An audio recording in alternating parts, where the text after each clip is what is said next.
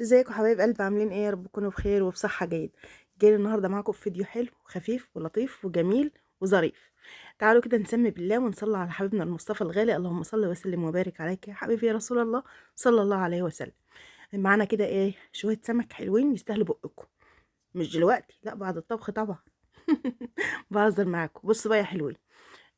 طبعا صديق جوزي جاب لنا شويه سمك كده، فقلنا نعمل منهم ايه؟ صينيه حلوه محترمه معاكم.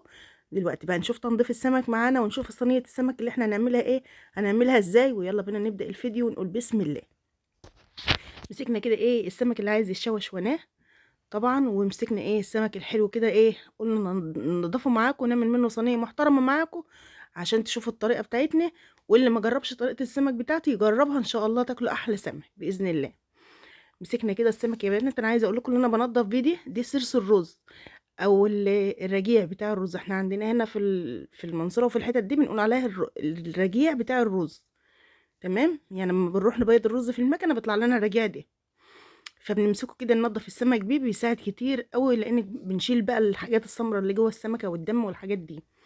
تمام، بيخلي لنا السمكه فله كده. ولما بناخد بقى السمك كده عند الحوض عشان نغسله، بيبقى السمك معانا فله كده ابيض شامع من جوه، مبيبقاش فيه اي نقط دم ولا اي حاجه سودا. تمام. نضف بقى كل السمك بتاعنا دي كده. عايزه اقول لكم ان هو كان سمك ما شاء الله، تقولوا في قلبه سكر، حاجه كده ما شاء الله تبارك الله. حاجه كده عسل بجد. تسلم ايده ويسلم ذوقه، وهديه محترمه منه، ويسلم مجايبه. طبعا طبعا داخل علينا الشهر الكريم يا بنات، وعايزين بقى نستعد للشهر الكريم كده. اللهم بلغنا رمضان، لا فاقدين ولا مفقودين، اللهم امين. هنا خلصنا كده ايه السمك بتاعنا تنظيف. اهو جينا بقى ايه عند الحنفيه. شايفين يا بنات الحتت دي كده بنحطها بالمقص، او نمسكها كده بالمقص، ايه نشيل، نفضل نعملها بالمقص كده لغايه ما يطلع منها اي حاجات وحشه. طبعا ما شاء الله السمكه اصلا بتنور لوحدها اهي ما شاء الله. ده عارفين ده ليه؟ لان انا عملته بحته الرز وانا بنضفه، غسلته كويس قوي او مسحته بحته الرز، فعشان كده تلاقي السمكه معاكي بتساعدك في الغسيل. ما شاء الله السمكه لا فيها ريحه زفاره ولا اي حاجه بقى. تبارك الله. ما شاء الله شويه سمك عسل عسل كده ما شاء الله عليهم. طبعا عايزه اقول لكم ان الفيديو بتاع التفريزات يا بنات نفعنا جدا. الصلصه حلوه جدا جدا، وعايزه اقول لكم اللي ما جربهاش يجربها. لانها بجد بتنفع. يعني انا لما عملت السمك ده كان في ثانيه كده قلت اما اعمل بقى ايه صينيه سمك لهم. تاني يوم وما شاء الله عملنا صينيه السمك دي تاني يوم ما خدتش مني حاجه. في ثانيه كده كان عندي الخلطه دي في الفريزر، توم على فلفل حراق، على فلفل احمر. طبعا حطيت عليها كمون وفلفل اسمر وملح بس. وطلعتها كده ايه، آه حطيت عليها نقطه خل، وهمسك بقى السمك بتاعي احشيه من جوه شويه شطه. اهو ما شاء الله. طبعا السمك طلع من الفريزر يا دوب بس فكيته في الميه بعصره ليمون، مش اكتر من كده، لان السمك بتاعنا ما شاء الله نضيف وريحته حلوه ما شاء الله عليه. عايزه اقول لكم احنا ما بنعملش السمك سليم. دايما جوزي يقول لي قطعيه، ما تعملوش سليم. يعني المفروض ان هو يتعمل سليم. هنا بقى كان في ايه، اتنين قمره كده عندي. فادم قال لي يا ماما اعملي لي قمره عشان مش عايز اكل سمك، مش عايز ياكل شبار يعني في الصينيه، بيحب القمره. اه. نمسكه بقى كله نحشيه. الديول ما بتتحشش يا بنات، بس بنحط بقى بقيه الخلطه معانا كده، وهتشوفوا ان شاء الله هنعمل ايه. المهم نمسك السمك بقى نغلفه من جوه ومن بره كده زي ما انتم شايفين. ادعوا لنا بقى يا بنات ان ادوار البرد دي تخف من عندنا، لان بجد الكحه دي صعبه جدا. فربنا يلطف بينا كده. اللهم امين. اشفينا واشفي كل مريض يا رب، اللهم امين يا رب العالمين. اه نمسكهم بقى نغلفهم كده. وهنا لا بحطه في ميه.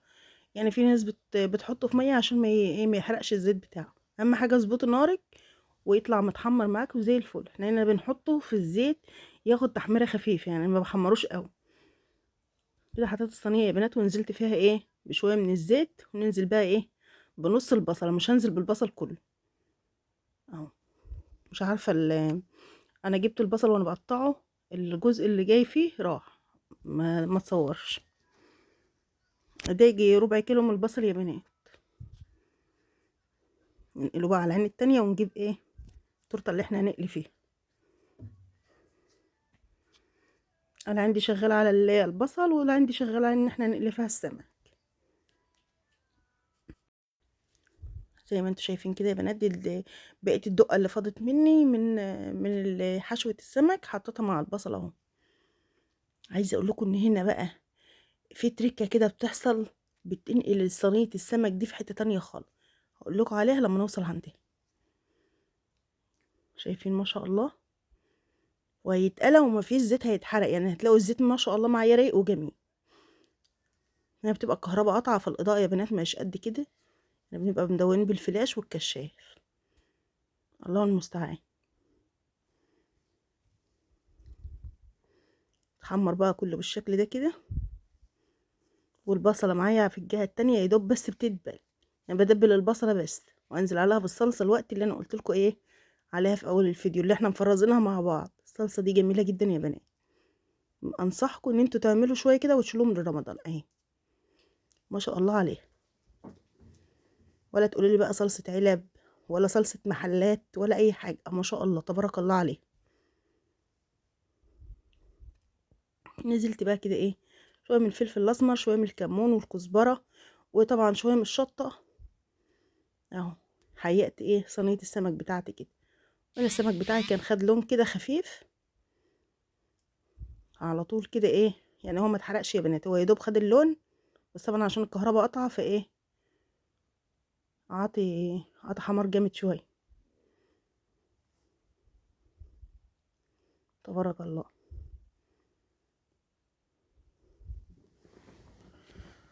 اللهم صل وسلم وبارك عليك يا حبيبي يا رسول الله. هنا بقى بقيت البصل يا بنات انا نزلت عليه ايه بشويه من الملح كده، وهركنه دقيق على ما الصلصه بتاعتي تتسبك.